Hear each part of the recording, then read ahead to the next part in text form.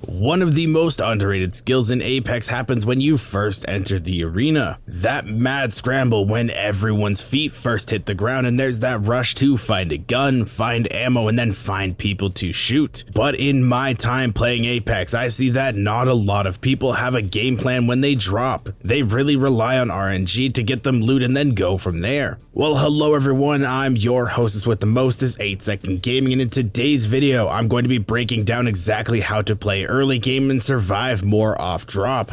After this video, you'll be going into every single game knowing how and where you want to drop in order to have the best chance possible at winning your drop spot and get yourself into mid and late game. But if there's one thing that I know for sure, it's that studies have shown that 69.420% of people that don't like this video will never survive off drop again. So don't take that chance, drop a thumbs up and let's hop into the tips. Tip number 1 is more for the rank grinders, but can be applied to pub games too, and that's learn how to reaction drop. Some people don't like fighting off drop. I get it. You don't like the stress of having to be perfect with your flight path, find a gun and hope that the team that came with you didn't get better armor or better guns. And on top of that, if it's ranked and you don't want to potentially be the first team out and lose a bunch of points, then react drops are your best friend. But what is a react drop? Well, when you're in the dropship, instead of just picking a spot to drop and that's where you're going no matter what, you 180 to watch behind the ship. You see where all the trails are going and see what spots are taken. If you see a spot that's open, you immediately drop and go to that spot. It doesn't matter if you're flying backwards to a location, because if no one's going there, then you don't need to worry about landing late. But you never want to second guess yourself. Always be confident, and if you see a free spot, take it because other teams see it too. If you wait too long, another team can drop and you'll lose out on a spot and potentially have to drop contested. And some people are skeptical when I first tell them about this. Some people really worry about the backwards dropping and think it's weird, but I assure you this really does work, and I've used it hundreds of times in both ranked and ALGS tournaments. However, you should still be careful. Sometimes another team sees that the spot is free also and you'll end up dropping at the same time. So still be mindful of those who are around you when dropping. Now let's move on and talk about tip number 2, and that's how to be a good jump master. I think a lot of people know that getting to the ground first with a good jump master is key to winning off drop fights. But when I'm just messing around in solo queue pub games, I see my randoms jump way too early and lead to us getting onto the ground way too late. And if it's happening to me, I'm sure it's happening to other people. So I'm going to teach you exactly how to jump so that you never have to worry about it ever again. First off, you need to know where you are going before you leave the ship. If you're reaction dropping or you're just picking a spot to go, make sure you ping it because you need to know the distance you are traveling. If the drop spot is close enough, you want to drop it around 450 meters away. That way you can fly straight there and land quickly. If it's slightly further, don't worry, just get as close as 450 as you can without going past the location. If the location is very far away, I'm talking 900 meters plus, then you'll need to start doing what's called the dolphin dive technique. When you jump out of the ship, you'll see on the left side of your screen there is a tracker for your speed. As you fly, you want to level out so that you get more distance, but as you do this, you will see your speed will drop. When it goes below 130, you dive down to gain back the speed to 140, and once you hit that, level out once again to gain more distance and repeat till you land. This looks like how dolphins travel in the water, breaking the surface, diving up and down. So that's where it got the name. With this technique and a little bit of practice, you can pretty much get wherever you want to go, so nowhere on the map is off limits or too far. But now that you're about to land, let's talk about tip number 3, and that's land outside looking in. When people land in Apex, they just go for whatever loot they can see and hope for the best. And while yeah, that sometimes can pay off, it also can lead to you being the center of attention, and that's never good. Instead, what you want to do is be picking a spot towards the outside of the POI. That way you can land, loot your little area safely, and then make your way into the fight. Doing this, you'll be able to have more breathing room because not everyone is looking at you right away. But also, you can make your way into the fight when the time is right, allowing the fight to break out so you can come in sneakily and wipe up those kills. This is literally the easiest thing to do to survive off drop, and yet not a lot of people do it, and I don't know why.